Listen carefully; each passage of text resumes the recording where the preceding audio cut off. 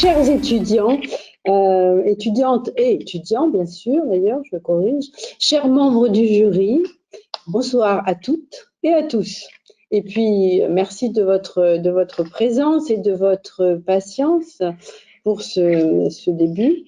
Donc, au nom des équipes de l'Officiel des transporteurs, de Supply Chain Magazine, et de notre partenaire associé AETL, partenaire caché, puisqu'on ne le voit pas. Sauf Frédéric.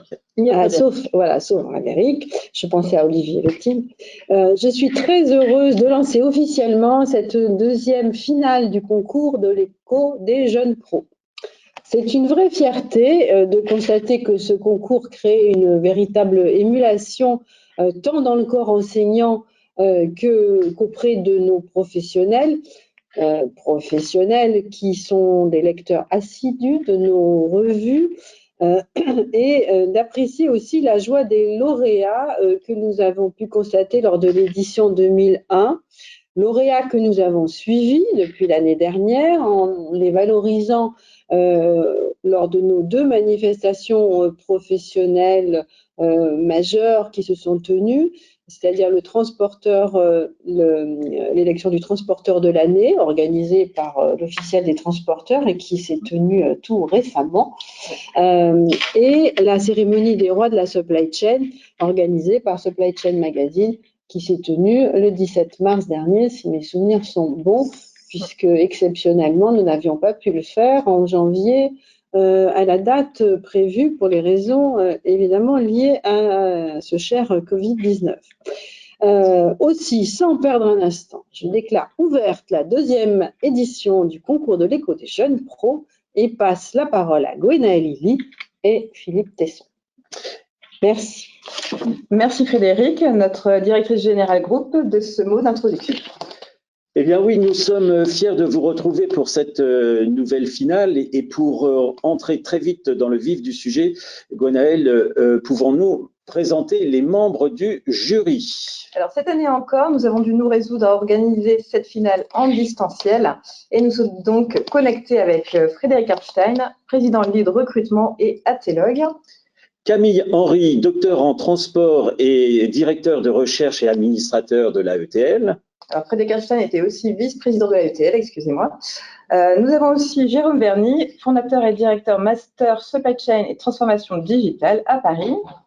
Didier Granger, président OEM Service, membre du board ELA et membre de France Logistique by Aslog et ambassadeur de l'AETL. J'ai fait une erreur, c'est pas France Logistique, c'est France Supply Chain by Aslog. Donc Aurélien Barbet, délégué général du GNTC. Benjamin Debord, Logistique Business Domaine Leader du groupe ADO. Sorine Siocan, Global Director Supply de Kering. Et enfin, Julien Vincent, directeur RH d'XPO Logistics. Alors Anne-Marie Hydrac, qui devait se connecter, qui était présidente du jury 2021 et 2022, ne sera malheureusement pas présente pour cette édition pour des raisons d'obligation officielle.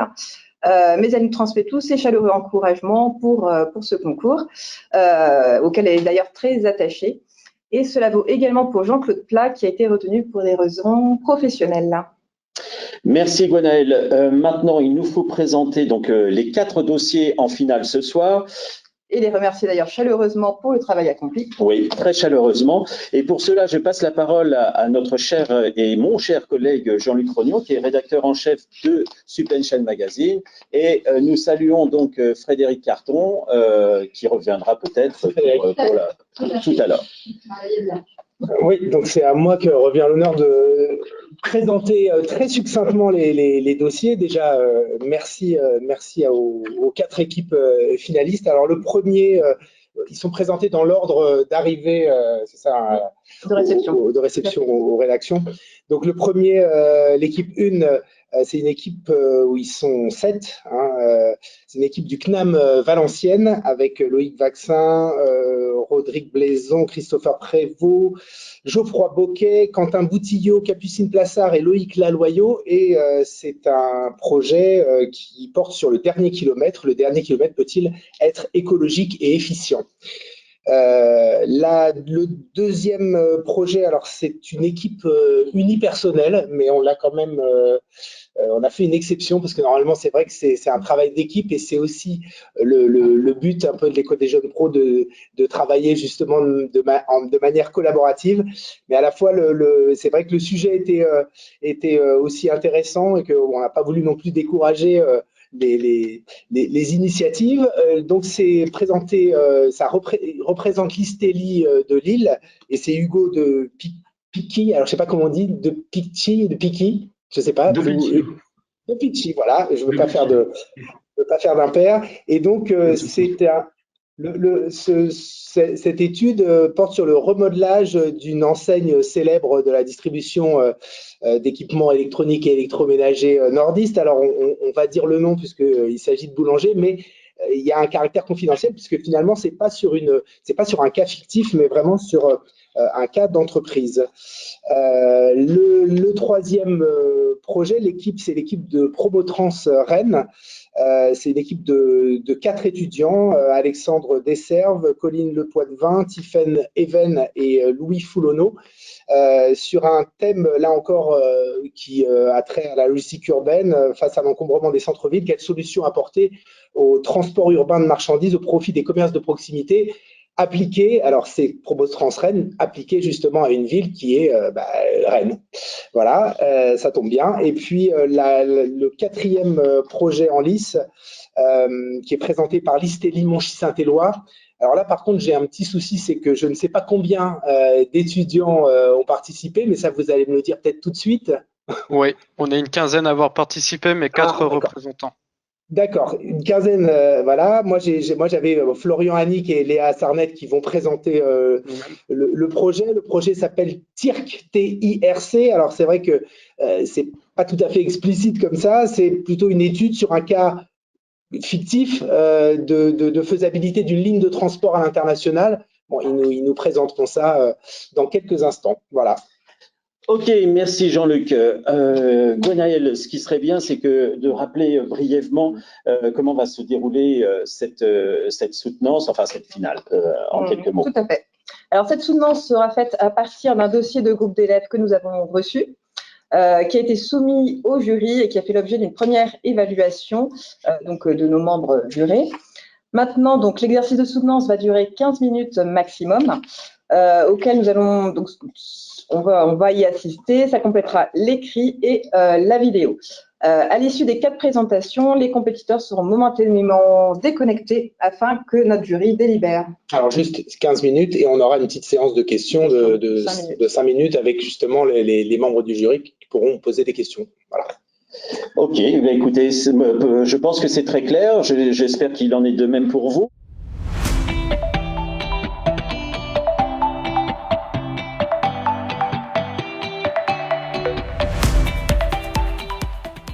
L'ouverture du bal va être réservée et confiée à Loïc Laloyau et Capucine Plassard. Qui représente le CNAM de Valenciennes. Est-ce que très succinctement, d'ailleurs, vous pouvez nous présenter votre formation? Juste avant votre soutenance, nous dire d'où vous venez et ce que vous faites. Bonjour, oui. Alors, dans un premier temps, on voulait vous remercier au nom du CNAM de Valenciennes pour ce concours, pour votre écoute à tous et pour avoir pris du temps pour nous. Et on tenait aussi à vous dire que c'est un concours dans lequel on a pris un réel plaisir à travailler. Et du coup, on espère ce soir que ce travail va payer. Donc, du coup, le CNAM de Valenciennes, donc on est 7. On est tous en alternance dans cette classe.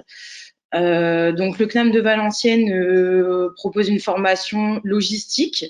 On a aussi bien de la logistique, du transport et également un onglet plus production.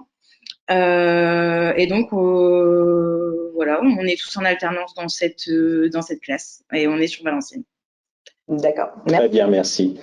Allez-y. Allez-y. Alors donc du coup, on a choisi le sujet du dernier kilomètre. Parce qu'on a remarqué en fait que suite aux différents confinements qui ont frappé la France et le monde entier, le dernier kilomètre était devenu un réel problème. On a remarqué aussi, on le savait en entrant dans le monde de la logistique, que la logistique n'était pas connue pour pour ce côté-là de la filière.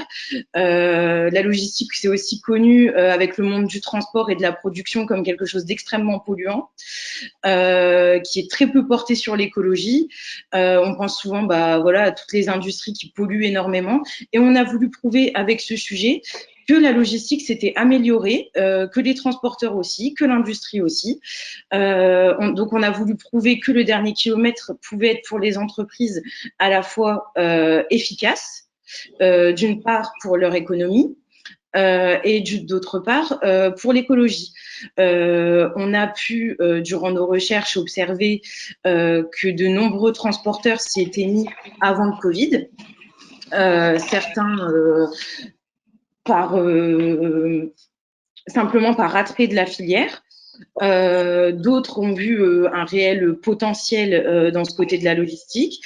D'autres s'y sont mis un peu, je veux dire, par obligation suite au Covid, puisque les gens ne pouvaient plus forcément se déplacer pour aller récupérer leurs colis dans les magasins, etc. Donc voilà, on a porté cette étude principalement sur ces deux côtés. On a également vu que selon la taille des villes, tout le monde n'était pas égaux sur le dernier kilomètre.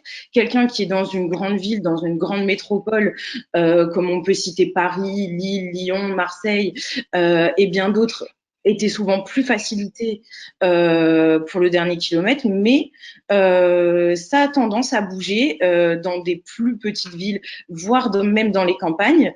Avec un mastodonte qu'on peut citer, je pense, Amazon, que tout le monde connaît, mais pas que. C'est important de le préciser qu'il n'y a pas que Amazon qui se met sur le dernier kilomètre. Il y a aussi des entreprises comme on est dans le transport et la logistique, qu'on connaît tous aussi forcément, mais comme DB Schenker, par exemple, qui a ouvert, en fait, la ville du Touquet, par exemple, n'accepte plus les camions dans son centre-ville. Donc, c'est un choix de la ville. Et du coup, les commerçants ont dû trouver à se faire livrer autrement qu'en camion et en camionnette. Et en fait, DB Schenker a proposé aux commerçants et aux entreprises du centre-ville du Touquet de les livrer grâce à un vélo et une petite remorque accrochée à ce vélo. Donc c'est zéro carbone, c'est écologique, c'est économique. La société fait des profits. Donc voilà, on a voulu démontrer tout ça avec ce sujet. Loïc, si tu as des choses peut-être à ajouter, compléter. Ouais, voilà, on a voulu montrer aussi en partie, donc comme Delphine a dit, qu'on n'était pas tous égaux, mais en fait aussi que du coup les solutions étaient différentes pour le dernier kilomètre. Après, on a fini notre rapport en fait en donnant toutes les possibilités du dernier kilomètre dans le futur. Donc, on a parlé d'Amazon, il pense au drone. On a parlé aussi assez succinctement en fait d'une ville qui devait construire au Canada, je crois. Et cette ville, en fait, elle devait se faire livrer essentiellement par colis souterrain. Et donc, il y a comme ça des technologies qui vont se mettre en place. Et c'est aussi là-dessus qu'on a voulu ouvrir en disant que c'est quelque chose où il y a vraiment beaucoup de potentiel, mais ça va être des années de recherche. Et par contre, si on voulait vraiment aller plus loin dans ce projet, ça serait carrément un mémoire de fin d'année avec vraiment énormément de pages. Là, on a voulu se concentrer vraiment sur quelle est la situation actuelle. On a voulu un peu démonter les préjugés aussi, faire un état des lieux et dire, voilà, dans l'avenir, comment est-ce qu'on pense que ça va évoluer. Donc voilà.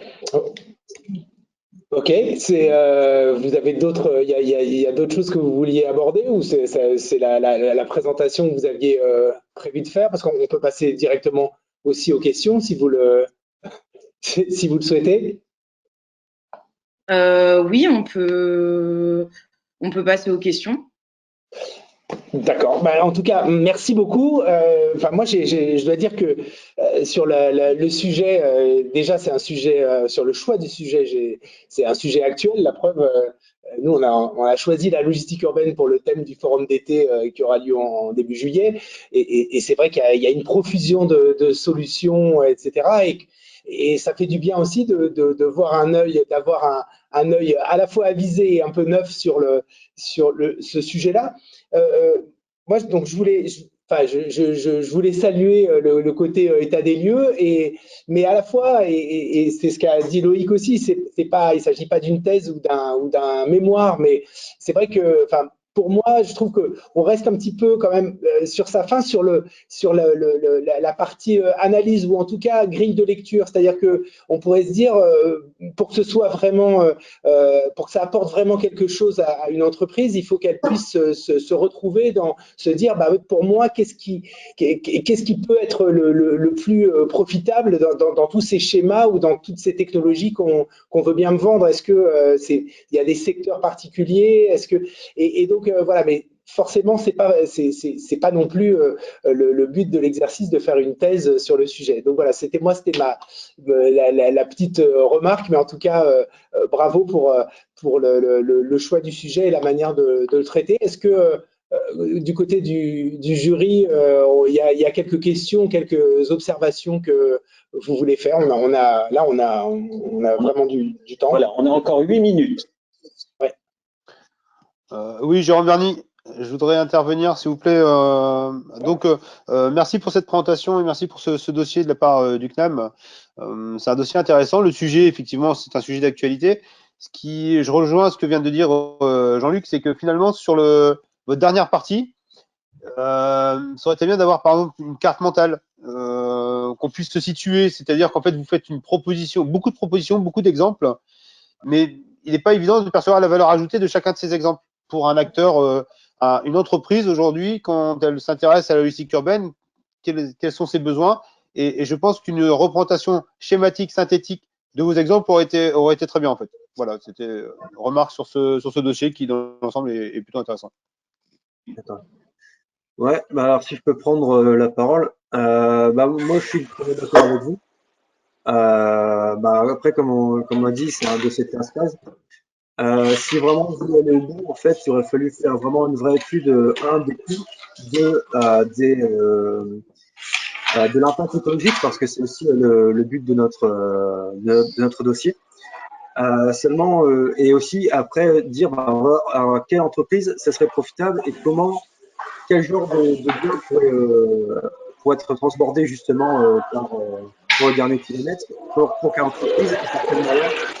Mais tout ça, ça réclamerait quand même, ça réclamait trop de pages, donc du coup, on préférait bien synthétiser plutôt que de vouloir commencer dans des explications qui au final auraient été bâclées, en fait. Ok, moi j'ai juste une petite question. Est-ce que, puisque vous j'espère, je sais pas quel est le son qui émane voilà, je crois que ça s'est calmé. Juste, quelle est l'information qui vous a le plus marqué et étonné avant de choisir le sujet? Finalement, vous aviez une idée comme tout le monde de l'évolution même des drones, etc. Donc ça, c'est pas forcément un étonnement, mais est-ce qu'il y a des choses que vous avez découvertes lors de ce travail-là et que vous soupçonniez assez peu?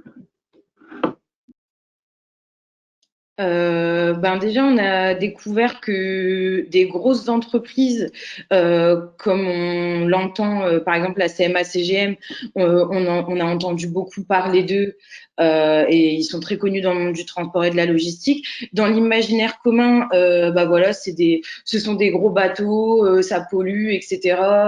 Ça profite qu'à la mondialisation. Mais en fait, ils ont racheté une entreprise qui s'appelle Colis Privé, je crois. Oui. Si je dis pas de bêtises, qui en fait est un maillon de la chaîne du dernier kilomètre. Ça, c'est une des choses qui nous a étonnés. En fait, nous, malgré qu'on soit qu'on ait un pied dans le milieu de la logistique, on s'imaginait pas que des si grosses entreprises commençaient à s'implanter dans le milieu du dernier kilomètre. D'accord, bah oui, c'est vrai que ça fait étonnant. C'est des grosses entreprises à gros compte en banque, surtout en ce moment, et qui vont sans doute racheter GFCO aussi. C'est ça. Alors moi, j'ai une petite question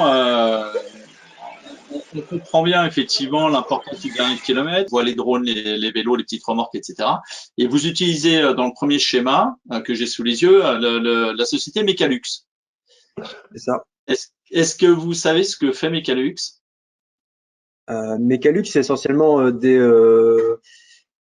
comment dire, la robotisation d'entrepôts et tout ce qui est mécanisation des entrepôts. Alors, pas tout à fait. Ça transporte surtout beaucoup de longueur, des racks, des échelles en acier, etc. Et en termes d'exemple pour la livraison au dernier kilomètre, je suis pas persuadé que dans votre mémoire ce soit le meilleur exemple qu'il fallait choisir. Même s'il y a peut-être de la pertinence là-dedans, en tout cas, je suis pas persuadé qu'il y ait une bonne compatibilité entre Mecalux et la livraison au dernier kilomètre en drone, ou alors un gros drone. Non, mais après là, le but c'était surtout de montrer le flux. Je trouve que le graphique, d'ailleurs, il y en a deux de Mecalux dans le rapport. Je trouve que Mecalux dans leur ensemble, ils avaient bien présenté la chose. Après, peu importe, parce que le dernier kilomètre demain, ce sera peut-être avec Hyperloop par exemple, ce sera peut-être des grosses longueurs qui vont partir d'une manière relativement rapide à un autre endroit, ou bien même s'il n'y a pas forcément de drone, il y aura toujours des solutions. Par exemple, on peut penser au convoi souterrain. Donc, je pense pas que dire que Mecalux fasse de la longueur, ce soit vraiment un frein à la pertinence de ce schéma. Bien sûr. Bon, c'est juste un clin d'œil, c'est pas forcément un frein. C'est vrai que c'est pas forcément la référence en matière de logistique urbaine. Voilà, Cela dit, vous aviez besoin aussi d'illustrer avec une infographie, voilà. Bon, après, c'est vrai que la source en elle-même, c'est pas forcément l'acteur phare de la logistique urbaine, mais c'est pas pour ça qu'il ne peut pas en parler. Après, le dernier kilomètre, ça concerne pas forcément que les centres urbains. Il y a aussi à la campagne, par exemple, on pourrait parler du dernier kilomètre pour une éolienne. Ça reviendrait plus ou moins à la même chose en fait. Même si là, c'était pas vraiment le sujet, le dernier kilomètre, ça concerne vraiment pas que le milieu urbain. Faut pas oublier.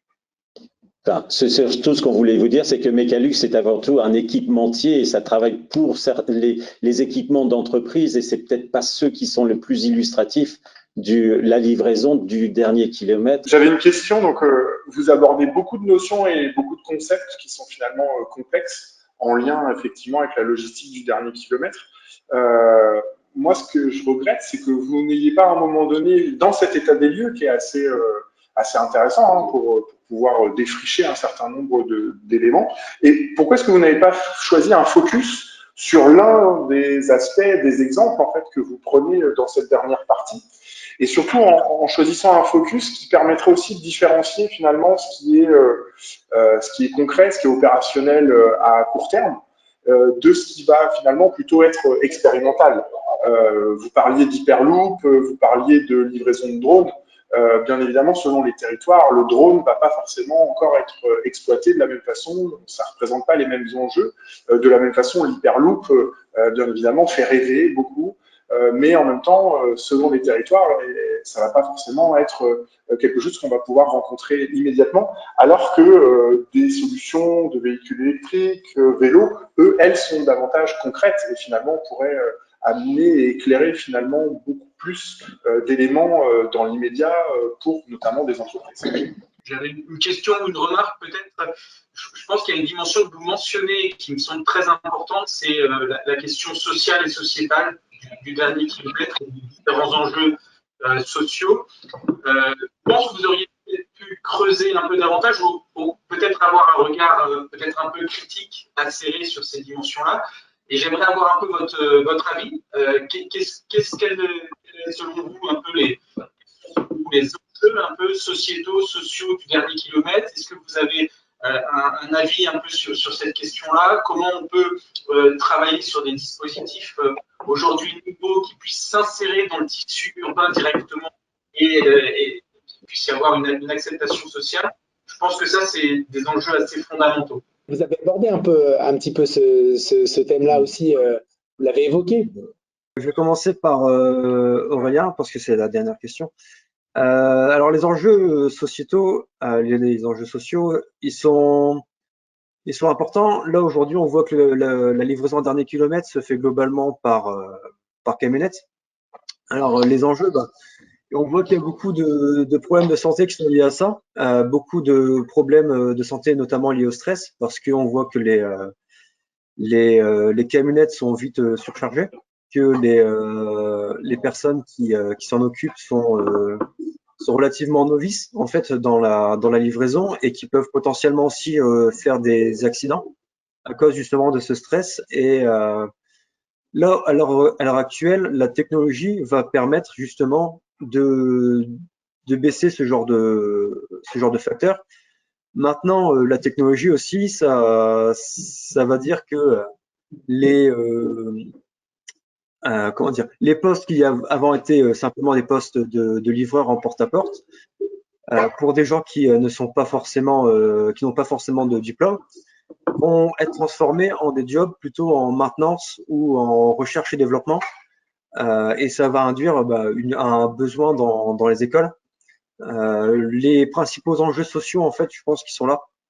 Après, forcément, il va aussi y avoir des enjeux sociaux sur la façon dont les gens vont recevoir leur colis et dont ils vont potentiellement en fait avoir une discrimination parce que ils sont en zone urbaine ou justement qui sont en zone en zone rurale. Tout ça, c'est des enjeux sociaux qu'on n'a pas forcément bien développés non plus, c'est vrai.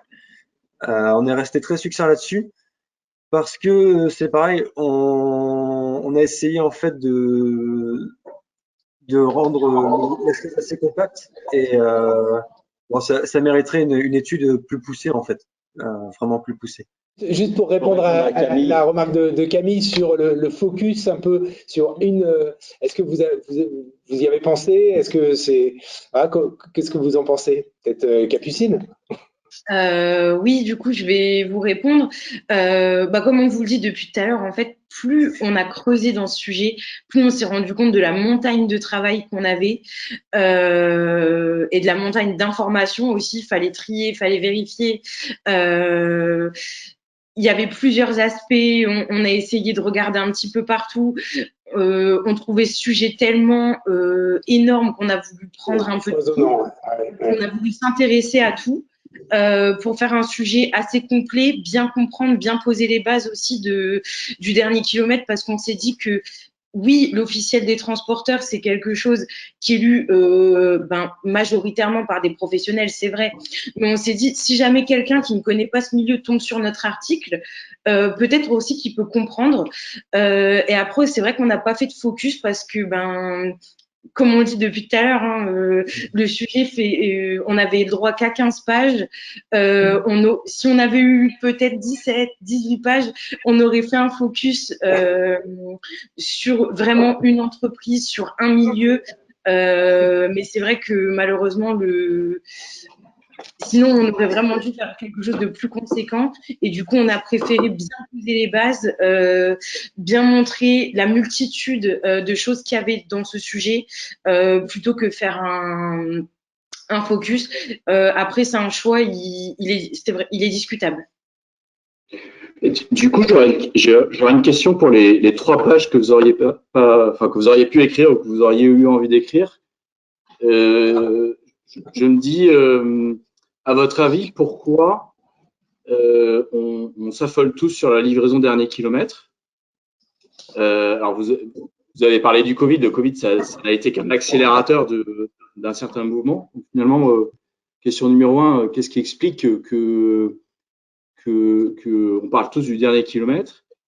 Et la deuxième question, c'est, vous avez parlé d'Amazon. Amazon, il a percuté le monde du transport. Quels seraient selon vous les mouvements que sont en train de vivre les éléments du dernier kilomètre? Est-ce que vous avez senti une tendance de fond en termes d'évolution de ce dernier kilomètre? Qu'est-ce qu'on aurait écrit dans ces pages en plus. On aurait fait un focus sur une entreprise. C'est au départ ce qui était prévu. C'était en discussion dans notre groupe.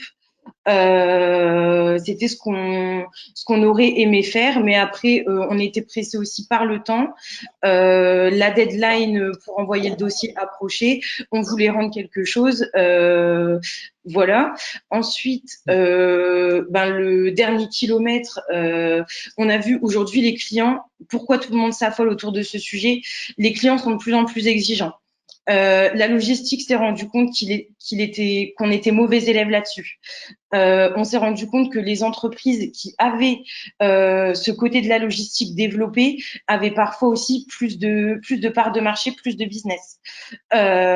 Aujourd'hui, c'est un côté qui est important pour les clients. Les clients, ils ont envie de rester chez eux tranquillement et d'avoir leur colis rapidement. Et en plus, on veut aussi aujourd'hui, parce qu'on a une conscience écologique qui s'éveille, avoir quelque chose de une livraison plus ou moins verte. Voilà. Et votre dernière question, c'était, excusez-moi. Je crois que il y en avait que deux, non? Il y en avait que deux, et je pense que vous avez parfaitement répondu. Vous avez très bien répondu. J'aimerais peut-être rajouter une chose. Oui. 2 secondes, c'est aussi. Alors, il y a aussi d'autres facteurs. On s'est rendu compte que, alors selon les études, le coût du dernier kilomètre, ça représente plus de 40% du coût logistique. Donc ça, c'est aussi quelque chose de très important pour les entreprises. Et deuxième chose aussi, alors Capucine en a un petit peu parlé, mais là typiquement, on va prendre l'exemple d'Amazon. Pourquoi Amazon cartonne à Noël? Alors oui, et les gens ne vont pas au magasin pour chercher leurs produits directement, parce que Amazon à Noël, si on commande avant midi, le 24, on l'a à 18h, avant 18h, en tout cas si on est en région parisienne.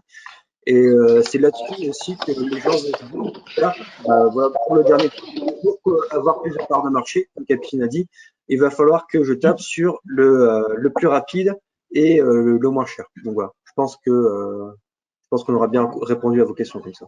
Ok, merci beaucoup. Je ne sais pas si on peut applaudir parce que techniquement, ça risque de faire du. Vraiment, nous, on a envie de vous applaudir. Merci.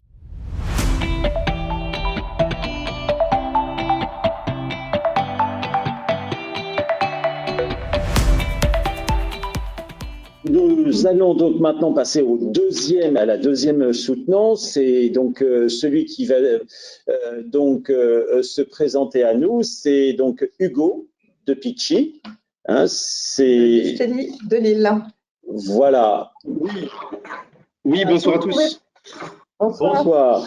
Alors, même sanction que vos prédécesseurs, en quelques mots, déjà présenter la formation que vous suivez et ensuite vous enchaînez sur votre beau projet.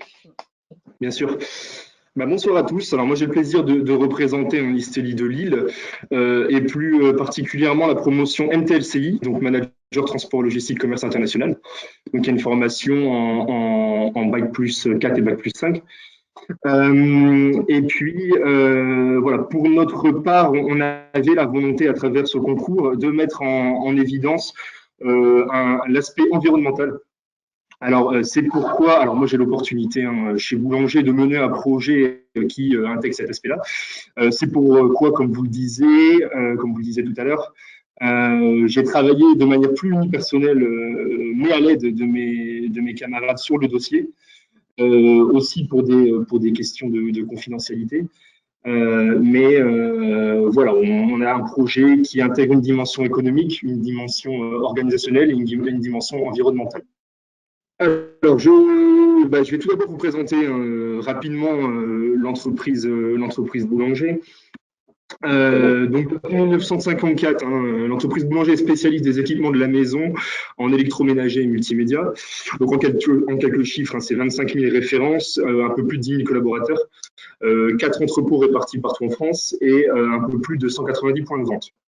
Également, chez Boulanger, une implantation internationale depuis 2019, notamment avec l'intégration des magasins Krefel en Belgique, qui possède même l'IFI international au Luxembourg. Et de manière un peu plus nationale, le rachat d'Expert et Connexion. Et puis nos valeurs chez Boulanger, pro, simple et sympa, sur lesquelles on accorde une importance particulière. Alors du coup, pour le projet, je le rappelle, le projet de remodelage de la reverse, je vais d'abord vous présenter un petit peu le principe de la reverse chez nous. Alors, qu'est-ce qu'on entend par le terme reverse? La reverse, ça concerne en fait l'ensemble des marchandises renvoyées par les magasins à destination des 4 entrepôts. Donc aujourd'hui, on a des entrepôts à Saint-Quentin-Fallavier, à Graveson et à Beaulieu-sur-Lasne. Donc on couvre vraiment la zone ouest, est et sud de la France.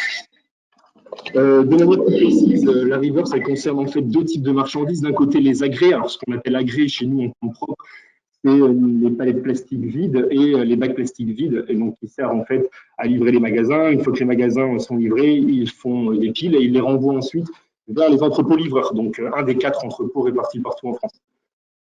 Et le deuxième type de marchandises, ce sont les Pégases. Alors encore une fois, c'est un nom propre à Boulanger qui en fait caractérise tous les produits qui nécessitent une prise en charge, donc principalement des accords de retour aux fournisseurs ou des produits en panne. Ces Pégases, elles ont la particularité aujourd'hui de remonter exclusivement en fait vers l'entrepôt d'Hénin-Beaumont, donc ici dans le nord, où se situe le centre des retours. En termes d'organisation sur la reverse, donc vraiment pour faire l'état des lieux complet, pour les magasins rattachés au nord, donc en fait, une fois par semaine, ils renvoient leur agrès et leur Pégase en même temps, un jour défini, en passant par un transporteur attitré. Donc en général, c'est le transporteur qui livre le magasin, qui reprend les retours. Et ça revient sur l'entrepôt du Nord. Donc jusque-là, on a vraiment un schéma optimisé. C'est en revanche pour les magasins attachés aux 3 autres entrepôts de Boulanger que le schéma reverse se complexifie un petit peu. Et en fait, c'était tout l'essence du projet. Et qu'aujourd'hui, un magasin du Sud ou alors de l'Ouest renvoie ses retours agrès et Pégase via 2 transporteurs différents, puisque effectivement, ces agrès remontent sur l'entrepôt livreur, alors que ces Pégases remontent dans le Nord. Je vous rappelle, où est situé le centre des retours. Donc, on a vraiment 2 flux distincts avec 2 transporteurs différents. Alors, en quelques chiffres pour vous situer un petit peu sur la partie reverse chez nous, les agrès, ça représente 372 piles de palettes par semaine, tout secteur confondu. On a 102 magasins qui sont concernés avec un peu plus de 14 transporteurs différents et ça représente 30% des coûts de la reverse chez Boulanger. Pour les Pégases, on a 407 palettes au sol par semaine qui sont renvoyées, toujours par 102 magasins. À l'inverse, on n'a que 2 transporteurs. Donc principalement, quand je dis 2 transporteurs, c'est les transporteurs qui exercent de la messagerie. Donc avec des enlèvements en dessous de 6 à 7 palettes en général. Mais par contre, ça représente 70% des coûts reverse de l'entreprise. Pour un budget annuel, reverse tout confondu, de 2 millions d'euros. Alors maintenant, je vais vous parler un petit peu plus du projet en lui-même. Donc, qu'est-ce que le projet de remodelage de la reverse? Donc, face à ce constat, l'entreprise a eu la volonté de mutualiser les flux, donc les flux agrès et Pégase, donc de passer plus qu'à un seul transporteur, c'est tout l'enjeu. Pour répondre à 4 objectifs, le premier, c'est d'uniformiser les process et de les simplifier pour nos magasins. Le deuxième objectif, c'est d'optimiser les lignes et diminuer les délais. Et puis également, comme je vous le disais, et c'est pour ça qu'on a choisi le projet Boulanger pour représenter l'ISTELI, c'est qu'on a surtout l'enjeu de réduire les émissions de CO2, d'améliorer l'empreinte environnementale de l'entreprise et par conséquent aussi réduire les coûts. Donc on est vraiment sur un enjeu organisationnel à travers la mutualisation de ces 2 flux. Un enjeu environnemental, donc évidemment en mutualisant les flux, on va réduire le nombre de camions sur la route. Et un enjeu économique, donc on va essayer de substituer à la messagerie pour pouvoir optimiser les coûts. Donc, comment s'est déroulé le projet? Donc, je vais vous présenter un petit peu le nouveau schéma. Donc, je vous ai présenté tout à l'heure le schéma actuel. On va refondre ce schéma pour avoir un schéma beaucoup plus simple et universel. Aujourd'hui, l'idée, c'est qu'à l'avenir, un magasin renvoie en même temps ses agrès et ses Pégases, donc il est confié au même transporteur, il n'y a plus qu'un seul transporteur. Le transporteur va ramasser ces 2 types de marchandises, il va les ramener ensuite sur son propre site, où il va les trier et les diviser en 2 flux, donc un flux avec les agrès, un flux avec les Pégases. Et ensuite, à partir de ces 2 flux distincts, il réalisera des tractions à destination des entrepôts concernés. Donc toutes les Pégases pourront remonter via des tractions dans le nord, et les agrès retourneront sur les entrepôts livreurs. Donc voilà un petit peu pour le nouveau schéma qu'on souhaite déployer. Pour ce faire, on a lancé un appel d'offres auprès de 17 prestataires. Donc 12 prestataires déjà référencés chez Boulanger ont été consultés et 5 prestataires externes. Alors pour vous donner une ordre d'idée, ça représente en termes de lignes, 35 lignes dans la zone ouest, 36 lignes, alors une ligne égale un magasin, 36 lignes sur la zone de Graveson et 31 lignes sur la zone de Saint-Quentin-Fallavier. Donc c'était un appel d'offres assez conséquent. Comment s'est déroulé cet appel d'offres? Donc, en fait, on l'a divisé en 3 parties.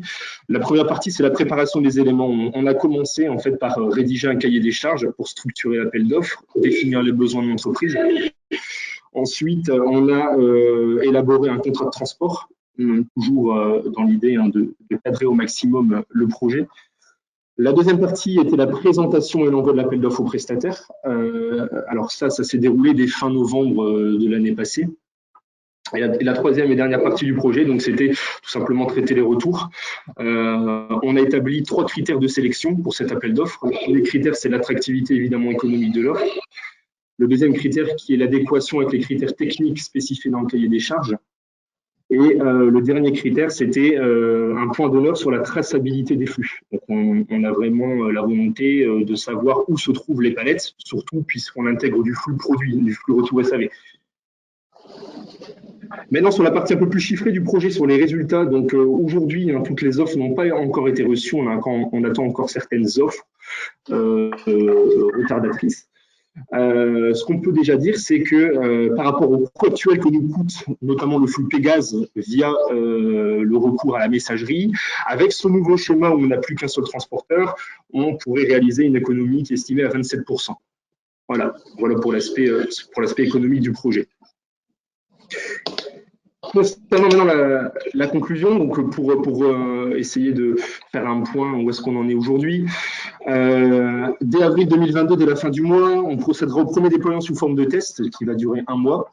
Donc ce test se réalisera sur le secteur de Saint-Quentin-Fallavier. Donc en tout, ça concerne les 31 magasins dont je vous parlais tout à l'heure. On a choisi de retenir 2 transporteurs. Donc pour faire le lien avec les enjeux que je vous ai présentés tout à l'heure, l'enjeu organisationnel va être rempli puisqu'on va mutualiser les flux, ce qui va permettre de, encore une fois, réduire le nombre de camions et de réaliser des gains pour l'entreprise. Et donc d'ici fin 2022, c'est l'ensemble de la reverse de Boulanger qui pourra bénéficier de ce nouveau schéma reverse. Voilà concernant le projet porté par la MTLCI. Ok, merci beaucoup. Merci. Donc, félicitations aussi pour je trouve la clarté, la méthode, la clarté sur la méthode aussi employée, parce que c'est vrai que c'est très carré. Bon, il s'agit aussi d'un projet réel, donc on sent qu'il y a du vécu derrière. C'est une problématique somme toute assez classique. Enfin, nous d'ailleurs, reverse, des fois on appelle ça quand même la gestion des retours. On peut utiliser un mot français, mais en tout cas, c'est assez classique. Et à la fois, vous avez quand même évoqué à plusieurs reprises le côté environnemental. Moi, ce que je trouve un tout petit peu dommage, c'est que finalement, à aucun moment, même de manière théorique, vous l'avez pas chiffré en disant, bah voilà. Peu importe les réponses des prestataires, mais en théorie, avec notre schéma, on gagne tant. Voilà, ça aurait été intéressant parce que finalement, maintenant, dans les appels d'offres, on voit quand même que ce côté environnemental, depuis 1 ou 2 ans, il devient très important. Donc, ça aurait été pas mal. J'imagine que vous l'avez fait, ou en tout cas au niveau de Boulanger. Je vais vous répondre tout de suite. C'est vrai que je ne l'ai pas mis dans la présentation, mais c'est à peu près 20% d'économie en termes d'émissions de CO2. Mais j'en ai pas parlé, effectivement. Ok. Et deuxième petite question que je me permets avant de donner la parole aux autres jurés. J'ai cru comprendre au début que finalement vous n'étiez pas tout seul sur le projet. Il y a d'autres, il y a une équipe derrière vous. Alors, il y a une équipe, en fait, alors sur certains points, effectivement, il y a une équipe, sur d'autres, non, en raison de la confidentialité. J'ai eu l'assistance, en fait, de la promo pour toute la partie rédaction, déjà, du dossier, pour m'aider, pour pouvoir faire un dossier qui répond aux critères attendus pour le concours.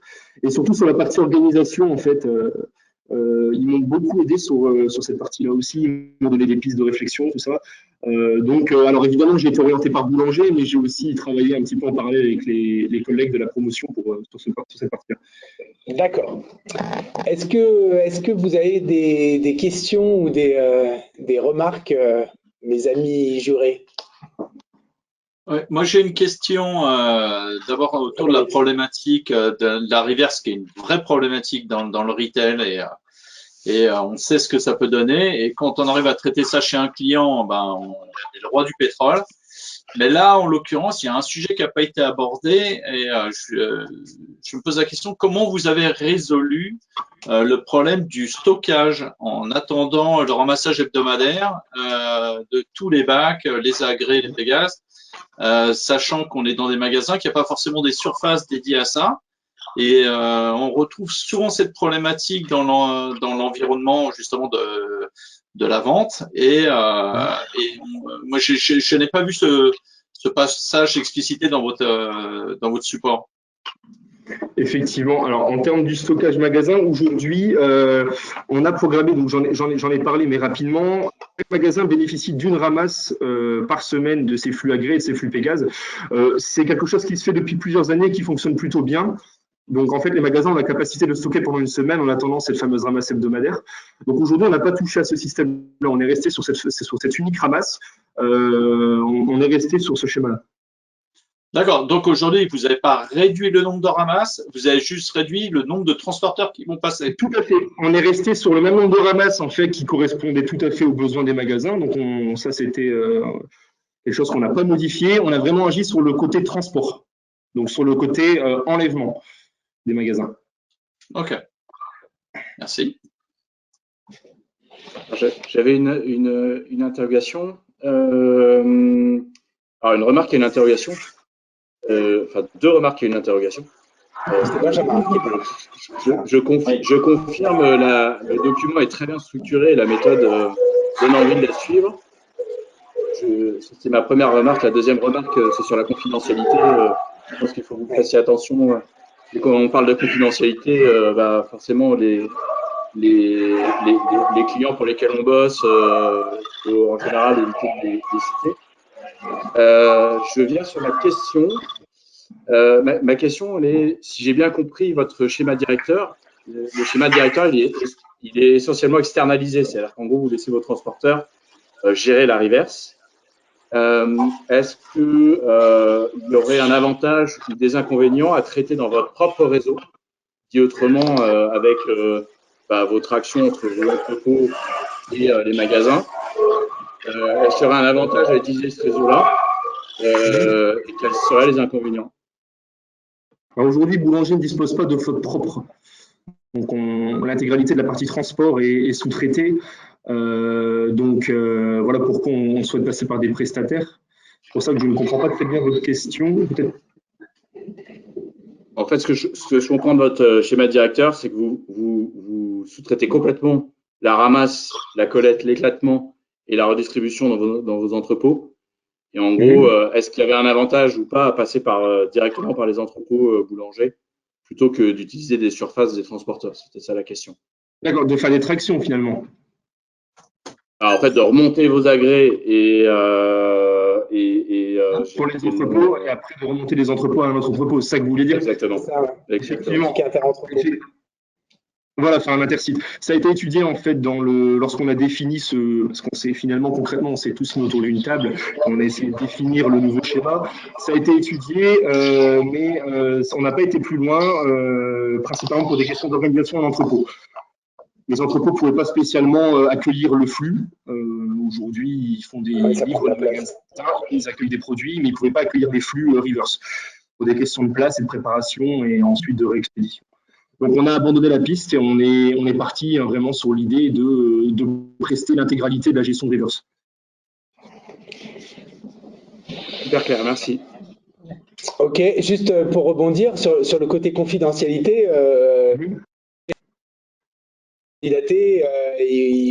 quels sont là, vous avez marqué confidentiel sur ça veut dire que imaginons que c'est vous qui soyez lauréat, on va dire le projet de BIP, ou bien on pourra dire Boulanger. toutes les données que je vous ai données voilà, pendant l'oral et aussi à l'écrit ont été validées par le service communication de Boulanger et par la direction transport. Donc, toutes les données que vous avez ce soir, elles peuvent être diffusées, il n'y a pas de souci. On a eu la validation en amont. Donc, non. C'est pour ça que je voyais tout à l'heure un monsieur qui réagissait sur la confidentialité. En réalité, il n'y a pas de problème avec les données exposées. Oui, bah c'est Benjamin Debord qui avait abordé le sujet. Est-ce qu'il y a d'autres questions, d'autres remarques du jury? Moi, j'avais une petite question quand même. Pourquoi est-ce que Boulanger a confié cette mission à vous-même? Vous vous êtes fait connaître et reconnaître comment? Ils sont venus vous chercher Alors bon, si je rentre vraiment à l'origine, non, alors je vais vraiment prendre l'origine, on va dire, du recrutement. Pour tout vous dire, j'étais en caisse dans un magasin boulanger. J'ai répondu à une annonce spontanée et puis j'ai été retenu pour mener à bien ce projet. Par mes expériences précédentes, j'ai travaillé en exploitation, donc c'est peut-être aussi avec mes expériences précédentes. Mais c'est tout simplement un recrutement spontané de boulanger. Alors, j'ai pas connaissance du projet de différents services transport. Au bout d'un an, c'est vraiment bien passé. Non, c'est dommage pour votre réponse parce qu'il y a un troupeau de baleines bleues. On n'entend pas bien. Je pense que vous avez un problème de micro, mais je ne sais pas si c'est lui. Hein. Là, je ne sais pas. En tout cas, merci beaucoup. Là aussi, on peut vous applaudir aussi sur la présentation de ce dossier. Est-ce que d'autres membres du jury ont encore des questions? Non. Alors, on passe donc. Merci Jean-Luc là pour ces questions.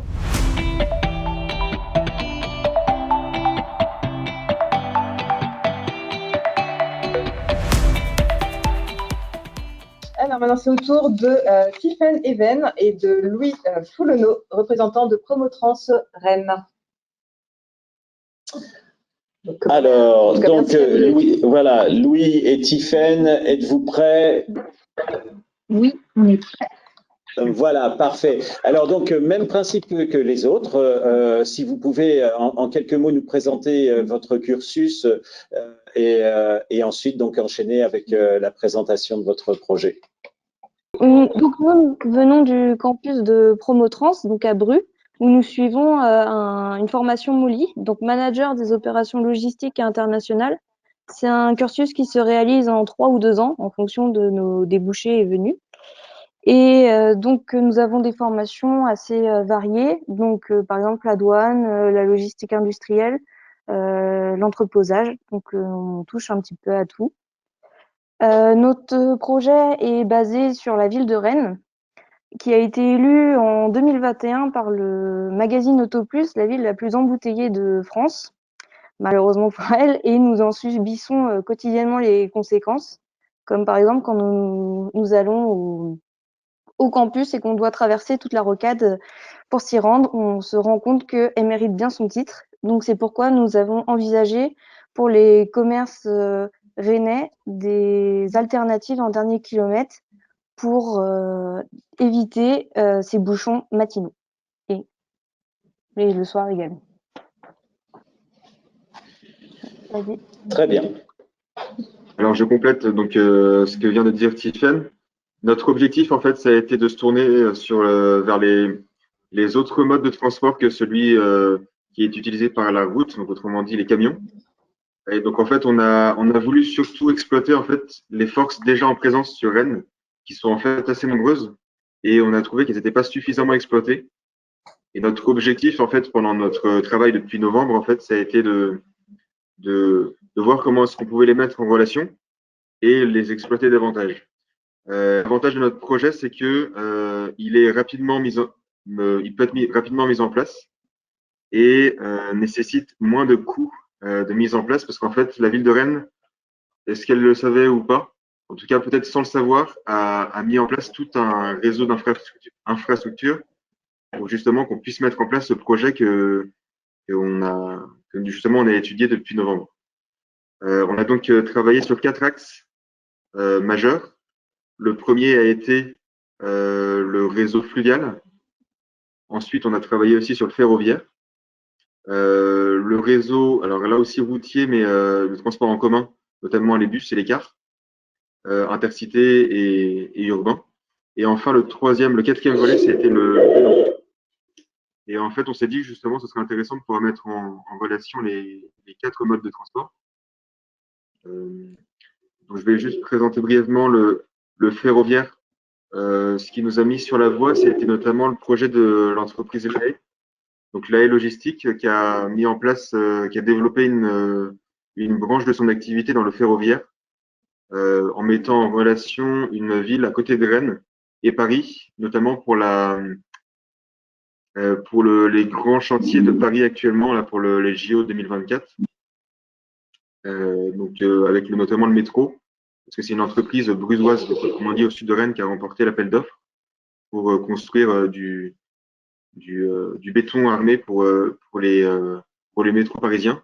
Et donc, en fait, il y a des trains qui sont en fait affrétés par la Haye, qui vont jusqu'à Paris. Donc, c'est vraiment un gros développement du réseau ferroviaire rennais grâce à cet appel d'offres qui a été gagné par la ville de Rennes.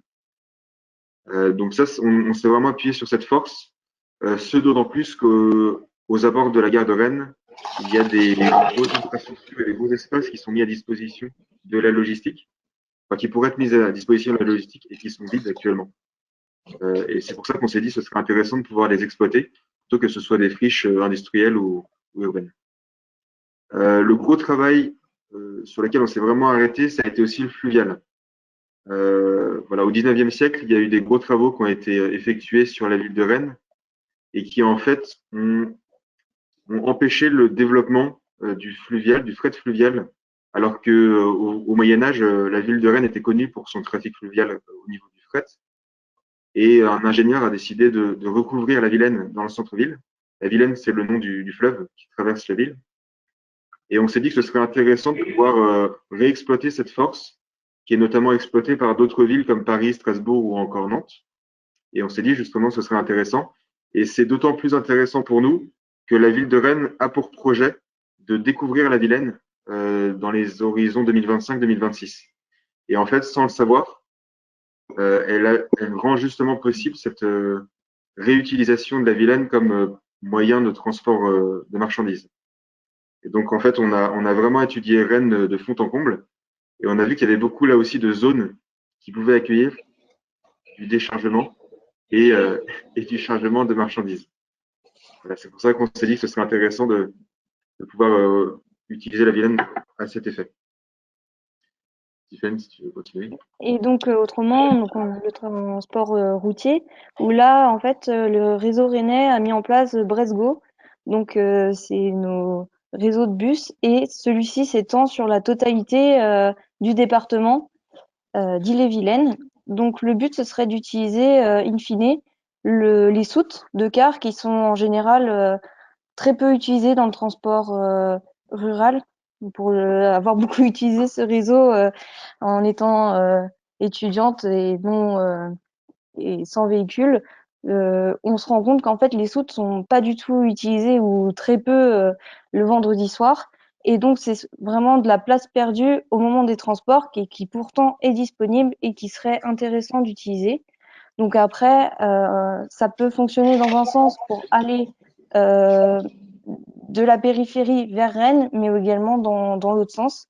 Donc c'est pour ça que ce serait intéressant de l'exploiter pour éviter la disparition notamment de ce réseau, car il coûte énormément d'argent, donc ça pourrait être intéressant, rendre la fréquence de ce réseau plus régulier et donc favoriser également les personnes à s'en servir en économisant les coûts en étant en partie par le transport et en même temps de marchandises et le transport de voyageurs, ce serait également intéressant de diminuer ces coûts.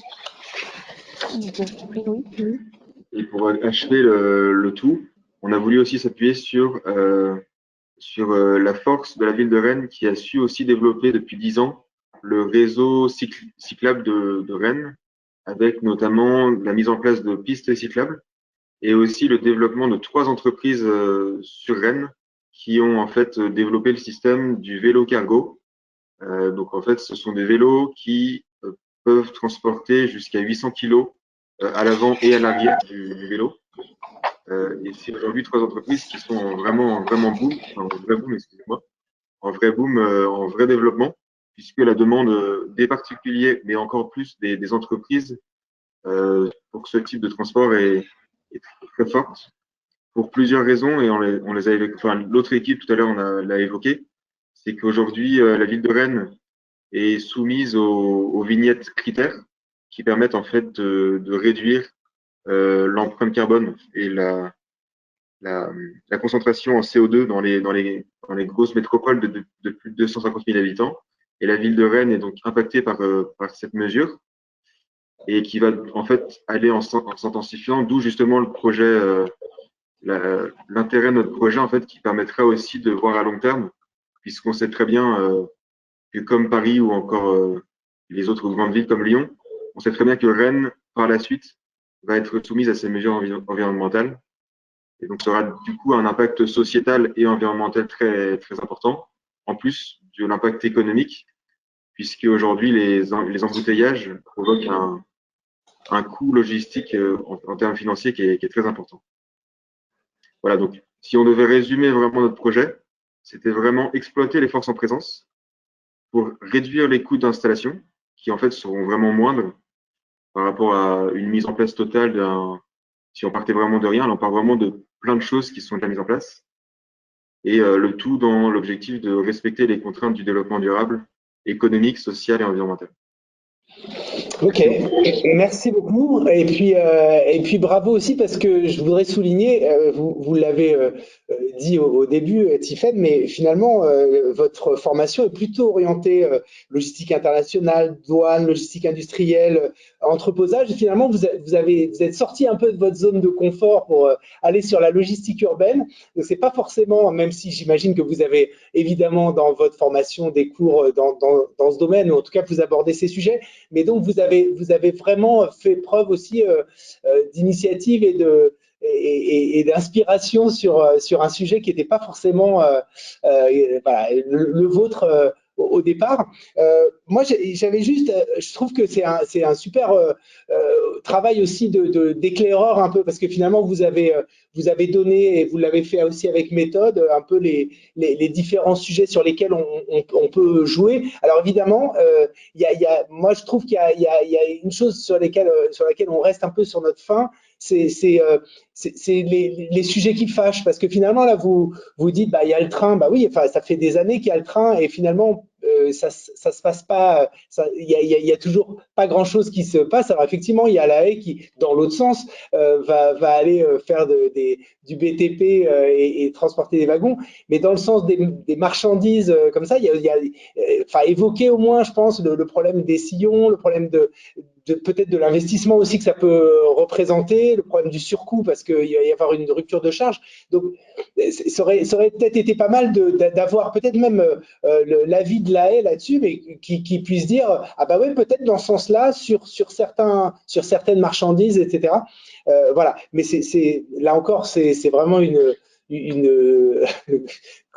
remarque comme ça, mais je sais très bien que c'est pas non plus, vous êtes pas en train de nous présenter une thèse, donc voilà. Est-ce que d'autres jurés ont des remarques ou des questions sur ce dossier?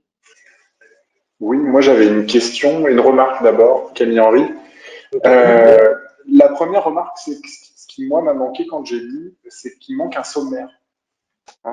Ce qui est intéressant, c'est aussi d'avoir un sommaire ou une table des matières un petit peu plus détaillée, mais en fait, pour pouvoir aussi avoir une vision globale aussi du manuscrit, c'est toujours assez intéressant. Ça, c'est le conseil pour les étudiants que vous êtes qui seraient peut-être amenés après à refaire effectivement ce type d'exercice. Moi, ce qui m'aurait aussi intéressé, c'est de voir aussi dans les différents diagnostics en fait que vous avez réalisés, les différents diagnostics de solutions modales, hein, très souvent, de voir en fait quelles étaient les conditions de développement de ces solutions. Pourquoi est-ce que ça ne fonctionne pas et aussi quelles vont être finalement les limites de ces solutions. À la fois juste avoir votre regard. Par exemple, si on prend ce qui était assez intéressant sur la cyclo-logistique, donc le développement du dernier kilomètre avec le cyclo-fret rennais, vous faites un inventaire en fait des acteurs en présence. Ma question, c'est donc, est-ce que selon vous, c'est quelque chose qui est voué à se développer et pourquoi?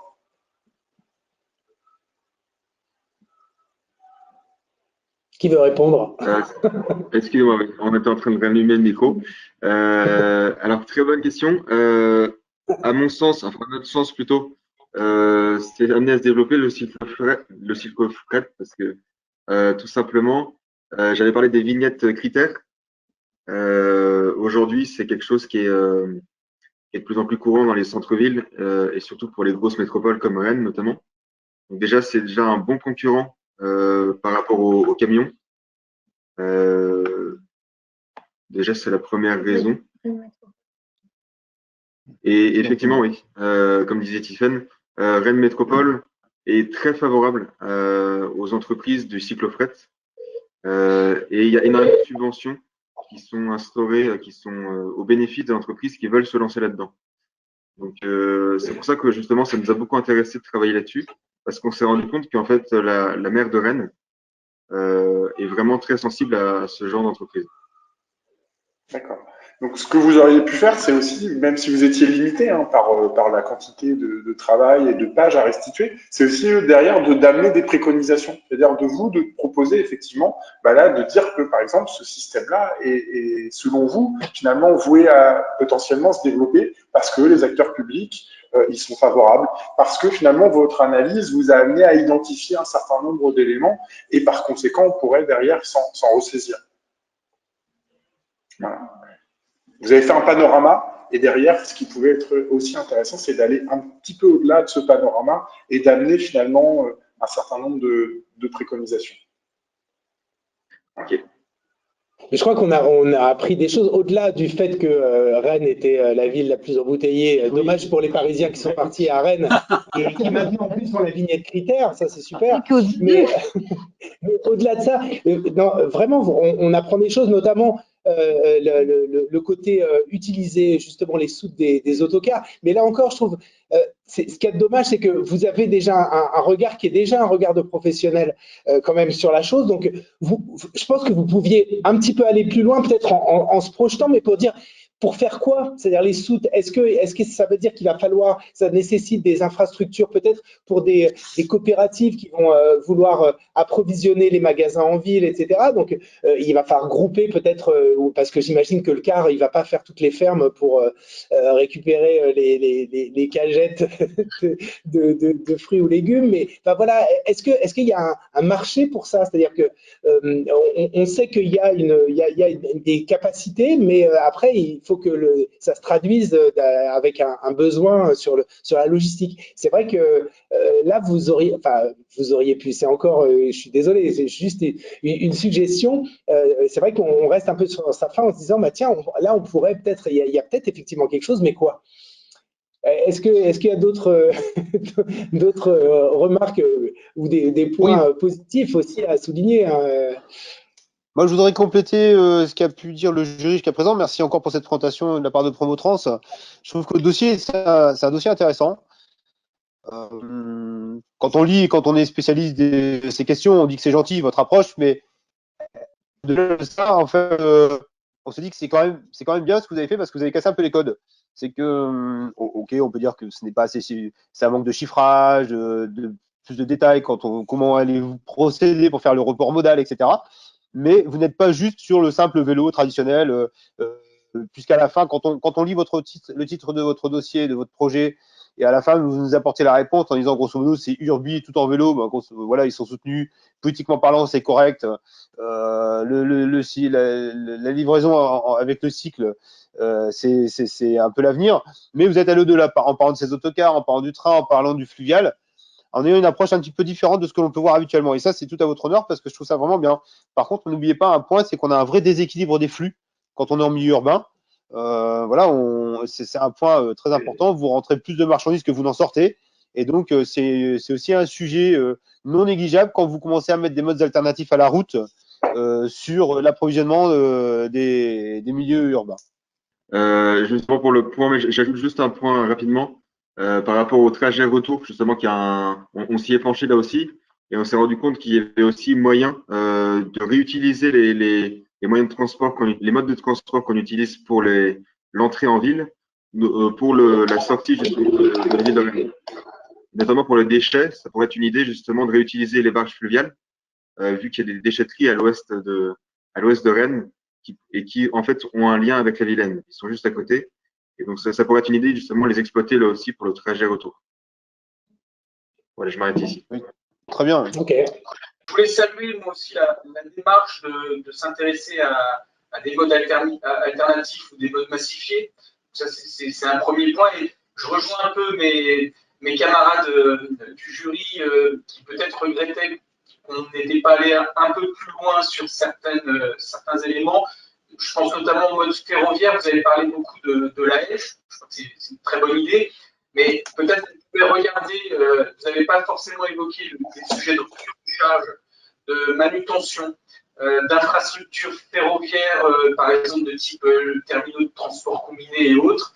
Je pense que si vous interrogez par exemple Patrick Lahaye, il vous dira qu'il y a encore beaucoup de choses à faire de ce point de vue-là en termes d'infrastructure, en termes de sillons ferroviaires, en termes de capacité et autres. Et je pense que ça aurait mérité de creuser et d'évoquer ce sujet-là. Pas forcément pour faire un truc négatif pour le fret ferroviaire ou le transport combiné, mais pour montrer les enjeux et les moyens de faire avancer cette technologie-là. Et ça m'aurait tout à fait intéressé en tout cas. Est-ce qu'on a éclusé toutes les questions ou les remarques? Je me permets, j'avais une remarque, Benjamin Deborde. Alors, un grand merci pour la découverte de la ville de Rennes. C'est top. Et je trouve que, comme le dit Jérôme, ça ouvre vachement de possibilités. Ça, c'est top. Moi, je me suis posé une question. C'est demain, je suis muté à Rennes. Imaginons que tout existe, tout soit possible. Bah, je choisis quoi entre le train, le fluvial, le vélo et le car? J'avoue qu'il me manquerait une grille un peu d'aide à la décision qui me permettrait voilà, d'éclairer le choix et puis, accessoirement de pouvoir parler à mon maire pour pousser des solutions ou des choses comme ça. Alors, s'il fallait faire un choix. Alors, j'ai envie de dire les quatre en général. En fait, notre idée, c'était vraiment de faire une mutualisation des quatre. Alors, même si évidemment, les quatre ne seront pas utilisés dans tous les cas, mais justement, on a pensé que ce serait bien d'unir les quatre ensemble. Peut-être pas les quatre ensemble, mais au moins les trois. Fluvial, faire plutôt des duos d'ailleurs. J'exagère peut-être, mais au moins fluvial vélo, car vélo ou train vélo. Avoir les deux. En fait, tout va dépendre de l'endroit d'où vous partez. On a fait quelques exemples, mais si vous prenez un Meunier qui se trouve dans le 56, donc dans le Morbihan, ce serait peut-être plus intéressant d'utiliser la Vilaine puisqu'elle traverse le Morbihan. Et dans ce cas-là, vous arrivez aux alentours d'Apigné qui se trouve à l'ouest. Excusez-moi, ou peut-être pas Apigné, mais les étangs d'Apigné qui se trouvent à l'ouest de Rennes. Et à partir de là, vous pouvez utiliser le vélo. Si par contre vous partez de plus loin dans le 44, donc Loire-Atlantique, dans ce cas-là, c'est peut-être plus intéressant d'utiliser le train, d'autant plus que les liaisons ferroviaires entre Nantes et Rennes sont assez développées. En fait, tout va dépendre de l'endroit d'où vous partez, je pense. Ok. Juste une petite remarque. Rennes n'est pas si vilaine que ça. Bon, voilà. Enfin, j'ai voulu faire un petit jeu de mots. Par contre, on a appris aussi un mot, un adjectif brétilien, parce que c'est vrai que l'île est vilaine, c'est ça? L'adjectif, c'est brétilien. C'est très très beau. Oui, on est moi, je sais pas. on est brétilien. Brétilien, ouais. Non, c'est super. Ok, merci. Je pense qu'on peut. On peut aussi les applaudir, tout à fait. On a fait la vie de bouche.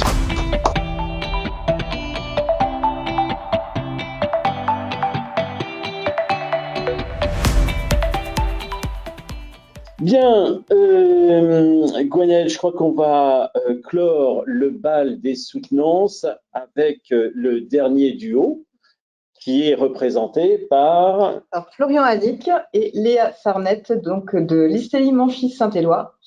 Alors, Florian, Léa, quelle formation, en quelques mots, vous suivez? Et vous pourrez ensuite enchaîner Monchy-Saint-Éloi que nous connaissons bien, puisque je crois que vous avez vos collègues de l'édition 2021 qui ont été, entre guillemets, les champions et qu'on a rencontrés dernièrement lors de nos soirées et qui ont rencontré les professionnels, comme on vous invitera aussi à les rencontrer prochainement dans nos prochaines soirées. Voilà, c'est les tenants du titre, voilà.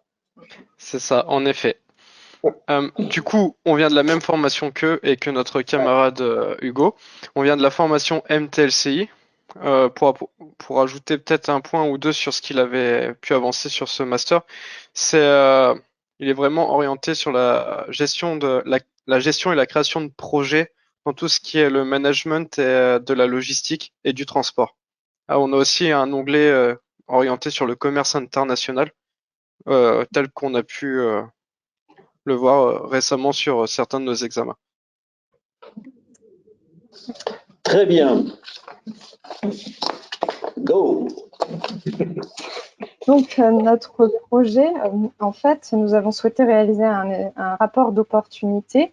Donc, dans celui-ci, nous allons répondre à un appel d'offres en nous plaçant en tant que transporteur spécialisé dans le transport de boissons. Donc, notre entreprise, elle a été contactée par la TIRC, une société négociante en vin. Celle-ci souhaite que nous livrions 3 fois par semaine, donc tous les 2 jours, en camion complet, sous température dirigée, ces entrepôts à Moscou. Donc, notre projet va prendre en compte 156 transports de camions entre Amblainville et Moscou. C'est pour ça que dans une optique écologique et durable, nous avons étudié plusieurs solutions.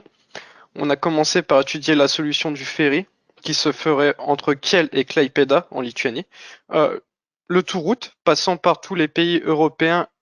Et enfin, la solution que nous retiendrons et que nous allons vous présenter un peu plus, le ferroutage, qui consiste à faire un transport combiné entre la route et le train.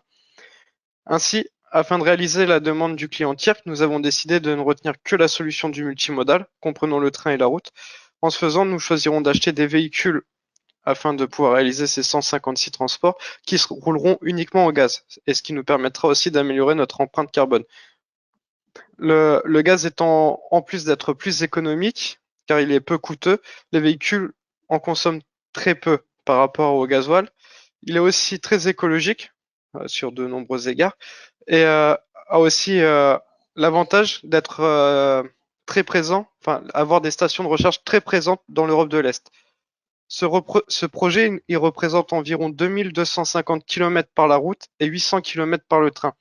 Cette solution nous coûtera 180 000 €, ce qui représente une différence de 10% avec le ferry, à notre désavantage pour le train, et une différence de 20% pour le tout-route, cette fois à notre avantage.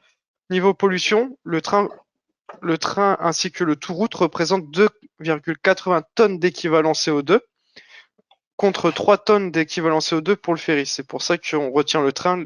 Combiner les deux solutions fera en sorte que c'est la solution la plus intéressante. Enfin, en ayant une marchandise de grande valeur, elle représente 250 000 €, on a décidé de sécuriser nos transports lors de ces différents arrêts en laissant nos véhicules dans des parkings surveillés.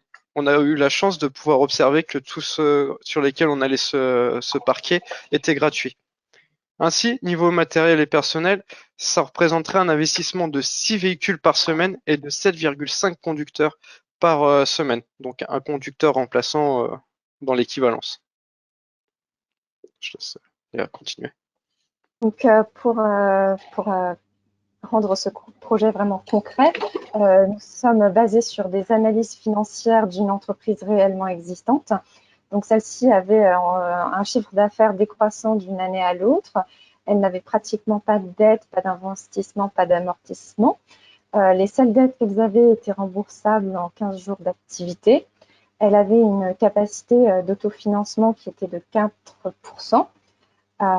Donc, afin de pouvoir mener à bien nos investissements et avec cette capacité très inférieure aux normes, nous avons long pouvoir, grâce à une réduction de la trésorerie qui était inutilement élevée. De plus, la santé financière de cette entreprise était quand même saine, ce qui nous permettrait de demander un prêt bancaire. notre entreprise, nous avons créé un budget autour de ce projet et ce qui nous permettait d'avoir un coût de revient de 5 600 € pour l'aller et de 3 300 pour le retour. En effet, nous n'avons pas souhaité répartir nos charges de manière équitable. Les coûts de structure sont majoritairement supportés par l'aller, sur le trajet aller, parce que c'est celui aussi où nous avons le plus de garanties. En effet, nous n'avons aucune garantie d'avoir du fret retour malgré toutes les actions que nous pourrions mettre en place, comme le travail avec des commissionnaires de transport en Pologne ou en Russie. Au regard des exigences en plus de notre client et de la valeur de la marchandise, nous avons établi un taux de marge maximum de 30% pour l'aller, mais pour le retour, afin de rester très compétitif vis-à-vis des transporteurs des pays de l'Est, nous ne devons pas excéder les 4%. Notre activité nous permettra, dès la première année, en fait, d'atteindre une capacité d'autofinancement de 10%. Ça reste inférieur aux normes, mais c'est la première année.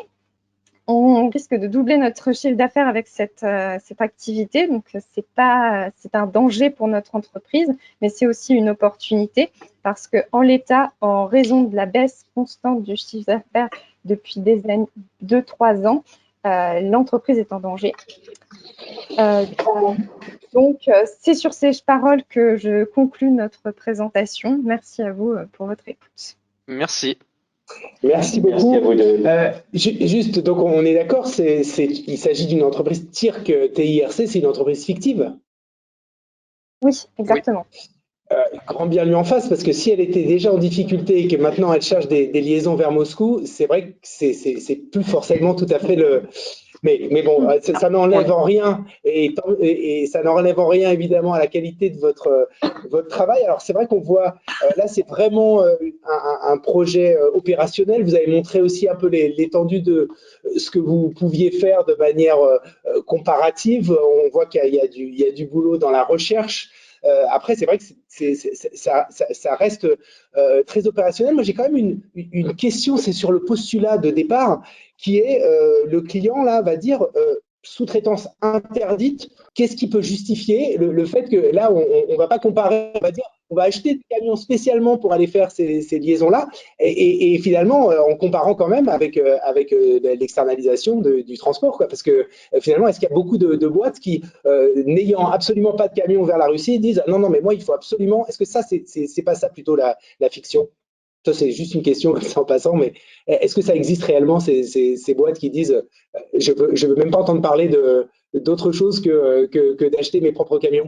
C'est tout à fait. Alors, j'ai pas tout entendu, ça dysfonctionne un moment, mais c'est pas forcément de la fiction d'avoir des sociétés qui interdisent la sous-traitance. J'ai profité d'un cas réel, comme je suis en Lituanie, donc littéralement dans l'Europe de l'Est, les pays de la sous-traitance. Dans ma société, on est obligé d'avoir certains camions propres, d'avoir une flotte de camions propres parce que certains de nos clients nous imposent justement aucune sous-traitance. Et sachant que ma société, avant le contexte géopolitique, faisait beaucoup de transit entre l'Europe, donc la Russie et la France, par exemple. Et on était obligé de faire beaucoup de véhicules en propre pour éviter certaines problématiques dues à la sous-traitance. D'accord. Donc là, en fait, de toute façon, la société, c'est déjà une société. C'est pas un chargeur, en fait. C'est une société de transport à qui un chargeur imposerait la non-sous-traitance et uniquement et choisit d'investir dans des nouveaux camions pour une nouvelle liaison. C'est ça, en effet. Le chargeur cherche un transporteur qui a la capacité de réaliser ce transport en propre. Ok. Est-ce que d'autres jurés ont envie de poser des questions ou de donner leur avis sur ce travail assez remarquable au niveau en tout cas de la recherche et de l'analyse? En tout cas, c'est un super boulot. Il y a vraiment un beau boulot de montage financier, etc. Mais il y a une vraie question sur l'investissement et le support d'investissement. Si le client s'arrête au bout de 2 ans, Qui porte le matériel, qui porte le coût, comment ça se passe? Parce que effectivement, on est sur une entreprise qui faisait 800 000 euros de chiffre d'affaires, je crois, qui va investir sur 6 véhicules en espérant monter à 2,5 millions à l'année. Et si le business s'arrête, quid des véhicules et des affaires, quoi. C'est quelle garantie il y a derrière Oui, ça c'est du vrai. client? Et est-ce qu'il y a des garanties du client qui va porter le coût du matériel? Alors, la première garantie qu'on pourrait établir, c'est la signature d'un contrat sur une durée déterminée. Sur ce genre de grosses affaires, c'est ce qui est normalement mis en place. Et je vais laisser ma camarade continuer. Oui, on avait parti du postulat que le contrat serait signé sur 3 ans. Donc, on a, au bout de 3 ans, en fait, nos amortissements, ils étaient quasiment pour l'achat des tracteurs, ils étaient faits. On avait amorti en 3 ans sur l'achat des tracteurs. Les remorques, c'est 5 ans, mais elles peuvent être réutilisées pour d'autres clients ou très bien revendues. Vous avez démarré l'affaire en 2021 et c'était signé pour 3 ans. Et sauf que voilà, il se passe la guerre aujourd'hui en Ukraine, etc. Et vous pouvez plus livrer à Moscou depuis un mois et demi, depuis 50 jours. Et vous avez beau avoir un contrat de 5 ans amorti sur 3 ans. Qu'est-ce qui se passe? Il y a une clause dans le Là, c'est contrat. l'actualité, hein. On est Oui. dedans. Normalement, il doit. Bon, au détriment du client, il peut y avoir, comme vous disiez, une clause dans le contrat qui peut nous protéger avec les assurances aussi. Sinon, sans cela, il faudra. Ça marche pas les assurances en cas de guerre. Non, je sais bien. Après, d'autres solutions peuvent être apportées, devront être étudiées, comme d'où le fait d'avoir établi un danger sur ce genre de projet. De toute façon, notre projet, c'est un rapport d'opportunité. Donc, est-ce que ce soit en Russie, mais on pourrait très bien déplacer notre entrepôt en Lituanie ou en Bulgarie. Ça reviendrait un peu au même. Là, c'est vraiment le contexte géopolitique actuel qui fait que ça bloque. Mais théoriquement, c'est qu'une parenthèse. L'activité risque de reprendre d'ici la fin du conflit.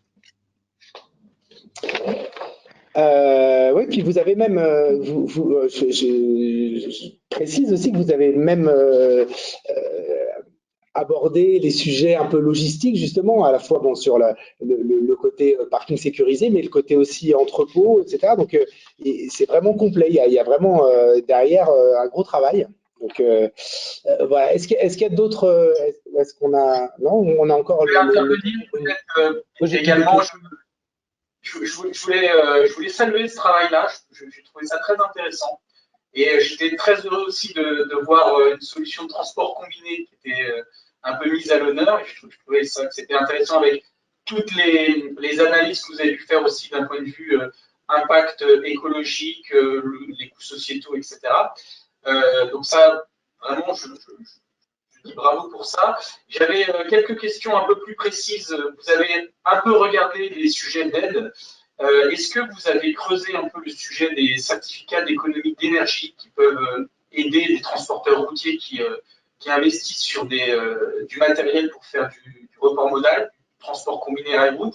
Est-ce que ça, vous l'avez pris en compte, par exemple, dans les différentes aides? C'est une première question. Et puis la deuxième question, est-ce que dans les analyses de coûts, vous avez également pris la hausse du coût de l'énergie, notamment sur la partie ferroviaire, qui va certainement avoir lieu dès cette année et qui peut avoir un impact important aussi sur cette solution. Bah, sur la partie routière aussi, hein, on peut le dire. Alors, sur la partie routière, oui, mais je pense que ça a été pris en compte. Et sur la partie ferroviaire, c'est pas sûr. Ouais.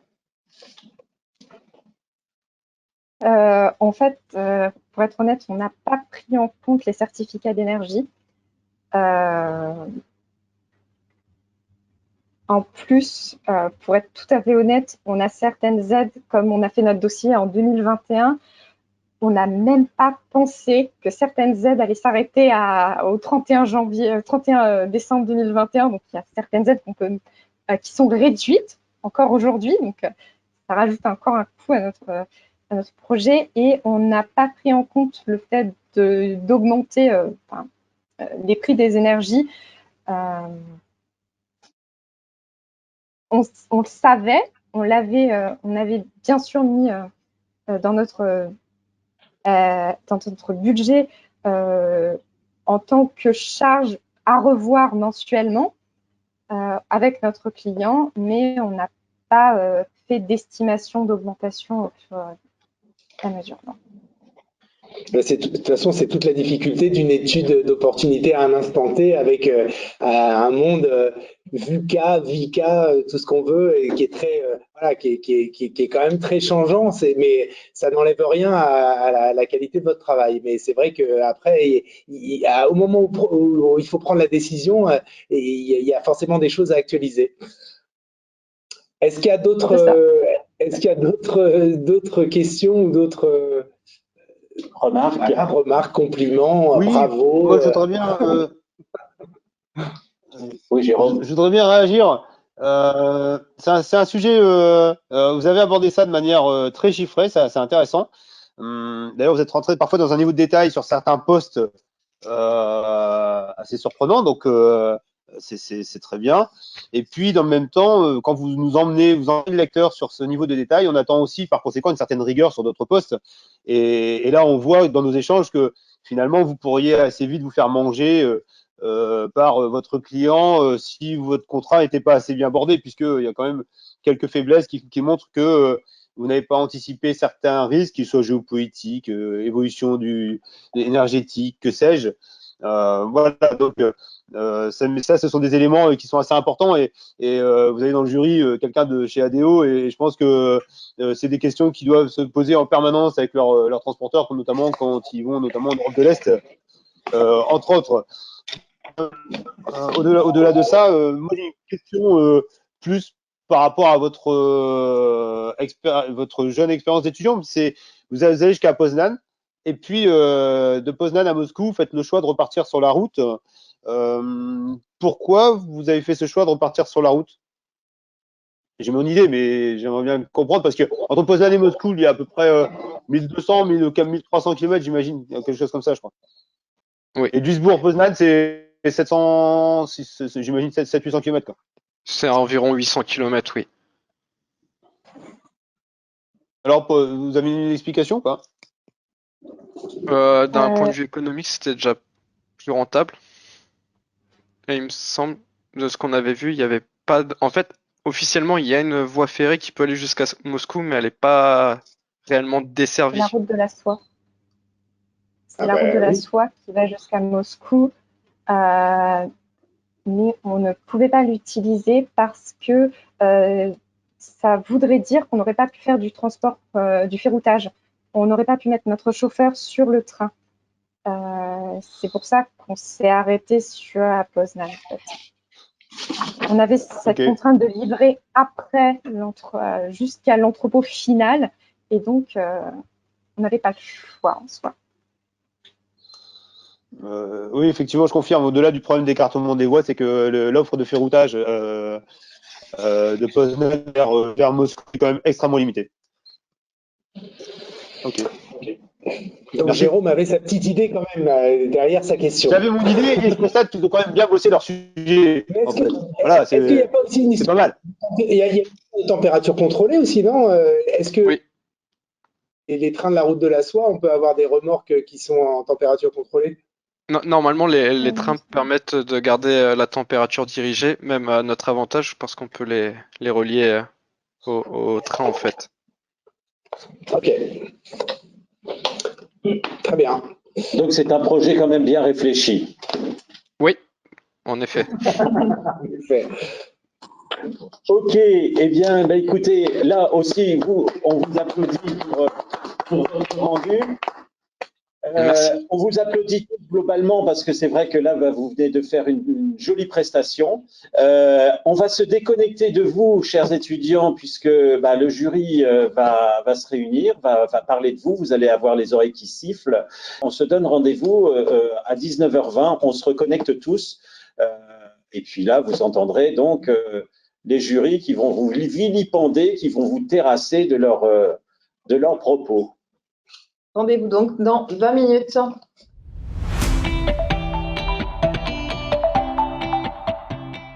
Merci de vous être reconnectés. La parole va être à Jean-Luc qui va faire un petit peu la synthèse de cette soutenance et de la délibération du jury. Et ensuite, la parole sera donc à Frédéric Harstein qui donnera le résultat.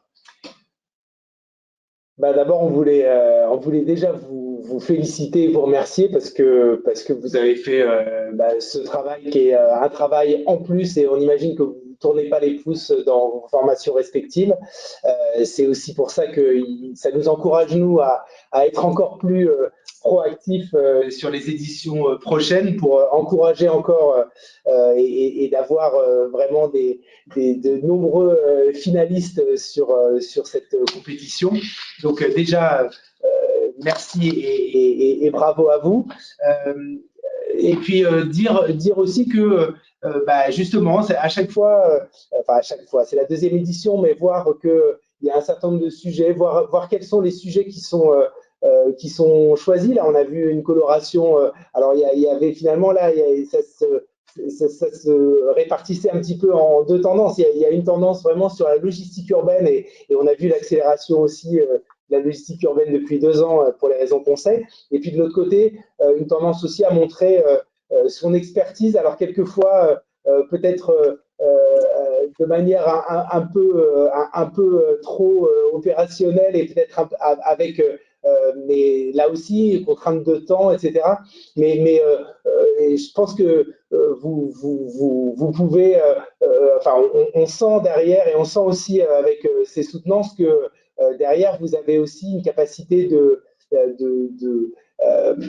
réflexion et de création aussi que vous n'avez pas forcément exploité parce que c'était pas forcément non plus un travail de thèse ou un travail de recherche. Mais donc voilà, sur les sujets, moi ce que je peux vous dire sur la notation, c'est que les notes globales étant donc sur 80, puisqu'on a noté à la fois la fiche de synthèse, on a noté les vidéos pour ceux qui avaient des vidéos, on a noté évidemment les soutenances et puis un certain nombre de choses sur la problématique, sur la démarche, la méthodologie, etc. Tout ça était une note sur 80 et finalement là on arrive à un classement où les écarts sont à peu près de 40, un petit peu plus dans certains cas, mais voilà. En termes de points, on a des écarts qui sont autour de 40, ce qui veut dire que ça reste quand même assez groupé, mais il y a quand même il y a quand même une équipe qui se dégage. Alors c'est pas à moi que revient l'honneur d'annoncer l'équipe lauréate.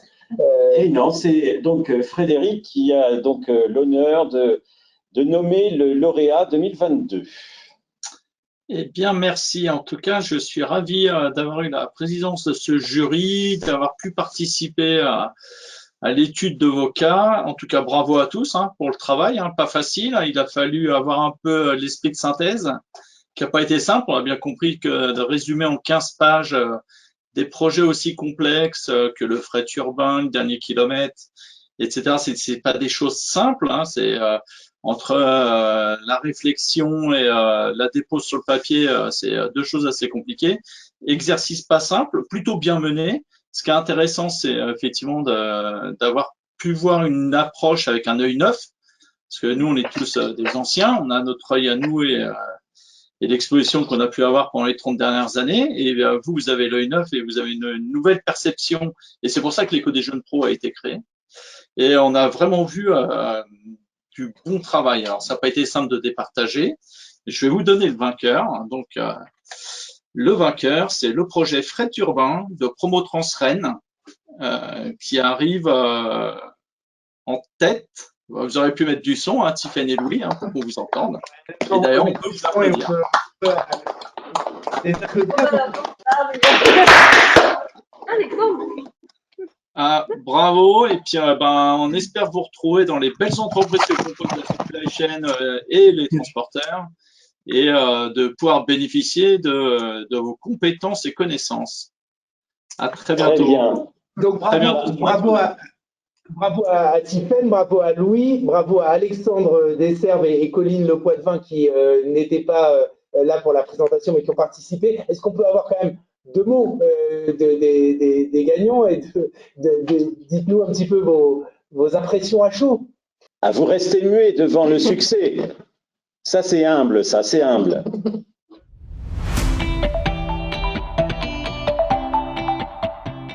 On est très heureux on est très heureux de réussir. Alors, je prends la parole, mais on pourrait tous prendre la parole. On s'y attendait pas du tout parce que parce qu'on a discuté pendant la pause. On s'est dit que ce serait pas forcément nous les vainqueurs. Je citerai pas l'équipe qui nous paraissait légitime pour gagner ce concours. Maintenant, on est très heureux vraiment de gagner. Et je pense, et on en discutait avant de passer l'oral, que si jamais on gagnait, on proposerait concrètement ce projet à la ville de Rennes. Donc je pense que c'est ce qui va se passer dès demain ou dans les prochains jours. Ah bah vous nous tenez informés, hein. Absolument. Que ce soit l'officier des transporteurs au Supply Chain Magazine, évidemment qu'on suivra avec attention. Juste peut-être une indication sur, puisque vous évoquiez, on peut donner peut-être les chiffres. Mais peut-être qu'on peut, avant de donner les chiffres, peut-être qu'on peut donner aussi la parole aux membres du jury pour dire aussi qui vous évoquent aussi un petit peu ce qu'ils ont ressenti. Est-ce que Camille, est-ce que Benjamin, est-ce que Aurélien, Didier, vous voulez prendre un petit mot pour Oui, merci. Oui, moi, comme bien souvent, je trouve ça toujours très agréable en fait de participer à des jurys et finalement de pouvoir apprendre aussi des étudiants que vous êtes finalement autant de choses en abordant des sujets variés vers lesquels moi d'ailleurs je m'orientais pas forcément dans mes problématiques de recherche ou dans mes enseignements. Donc déjà merci beaucoup d'avoir contribué en fait à cette découverte-là de certains sujets. Et puis, je pense que c'est toujours assez valorisant quand on est étudiant de se confronter à certains moments à cet exercice, finalement, cet exercice de synthèse, cet exercice de prise de parole en public, pour ensuite pouvoir, derrière, valoriser ses compétences dans un cadre scolaire, puis après, bien évidemment, dans un cadre professionnel. Donc, merci à vous. Oui, puis vous serez entraîné, là, si vous allez à la ville de Rennes, vous savez déjà, vous pouvez faire la soutenance en 15 minutes, les doigts dans le nez, avec réponse aux questions les plus pointues. Didier avait l'air de vouloir prendre la parole. Moi, ce que j'ai aimé dans votre projet, c'est qu'il adressait une problématique importante, celle du dernier kilomètre, mais sous un angle très concret et très local. Et finalement, à la réflexion, parce qu'il y avait un autre sujet qui était sur le dernier kilomètre également, votre sujet, il avait le défaut d'être très local, mais justement très précis. Et du coup, c'était concret pour une mise en place. Et je trouve ça intéressant. C'est un dossier qui était bien réfléchi, bien mené. Et effectivement, je vous invite à aller le vendre à la municipalité de Rennes, parce qu'il y a des idées. Après, il y a un peu d'investissement d'infrastructure à faire, mais c'est intéressant. Ça va aller intéresser les municipalités. Est-ce que Jérôme, est-ce que Benjamin, Aurélien, vous voulez dire un mot? Oui, sachez que c'est une merci pour chacun d'entre vous pour cette participation à ce concours. C'est une belle opportunité pour vous. Ça peut être une ligne sur un CV. Ça vous forme pour préparer vos oraux d'entretien prochainement. Et puis c'est quelque chose que vous allez pouvoir valoriser auprès de vos futurs employeurs si vous pensez que vous allez poursuivre et chercher un emploi en lien avec le projet que vous avez pu développer. En tout cas, c'est toujours un exercice, c'est jamais perdu. Et encore bravo pour ces résultats. Et un point particulier pour les lauréats, j'ai bien particulièrement apprécié votre projet parce que je trouvais qu'il y avait vraiment un caractère innovant d'aborder les choses différemment sous l'angle notamment du ferroviaire, du fluvial, des modes alternatifs à la route quand on s'intéresse à la logistique urbaine, c'était quand même assez original et plutôt bien traité. Voilà. Félicitations. Merci beaucoup. Oui, également, je rejoins ce que viennent de dire mes collègues du jury. J'ai trouvé qu'il y avait des choses tout à fait intéressantes. On a abordé beaucoup de sujets. J'étais très heureux de voir que la multimodalité était un peu au cœur de beaucoup de projets. Et je pense que ça, c'était quelque chose qui me tenait aussi un peu à cœur. Et puis, je voulais vous dire que j'avais appris beaucoup de choses. Voilà, donc c'est toujours très, très enrichissant aussi en tant que membre du jury de pouvoir apprendre des choses de ce type de concours. Et donc, félicitations à tous. Enfin, Benjamin, peut-être pour… Pareil, de mon côté, un grand merci pour cette bouffée d'oxygène. C'est autant dans la lecture des dossiers que l'échange. Alors, même si parfois on aurait aimé passer un peu plus de temps, j'ai trouvé une vraie richesse, des vrais échanges construits, etc. Et moi, ce qui me touche particulièrement, c'est que dans tous les dossiers, il y avait une empreinte, c'était empreinte d'un impact sociétal et environnemental. Et je trouve que dans nos métiers aujourd'hui, c'est capital. Et pour vous, jeune génération, je pense que ça va faire partie des enjeux clés de l'évolution de notre métier. Donc, je trouve pas mal que vous ayez tous eu cette touche-là dans l'ensemble de vos dossiers et de vos approches sur les différents sujets. En tout cas, bravo à tous. Alors, tu me permets juste de donner, parce que je pense que, voilà, il ne faut pas se focaliser non plus sur le lauréat. Je pense que c'est pour ça que j'insistais sur le fait que la qualité des travaux, et tout à l'heure je disais, voilà, les écarts sont pas si énormes que ça, ils sont significatifs pour pas dire que ça se touchait à 5 points. Mais voilà, je vais vous donner alors, c'est vraiment des valeurs relatives, mais voilà, c'est de la Promotrans Rennes a atteint comptabilisé 573,5 points. Ensuite, derrière, il y a l'équipe 4, il y a Istélie Monchy-Saint-Éloi avec le projet TIRC avec 530,5 points, vous voyez, à 40 points. Et ensuite, on a, alors, le troisième, c'est l'équipe 2, c'est l'équipe qui est finalement là tout seul, mais Istélie Lille avec le remodelage de la logistique retour avec 448 points.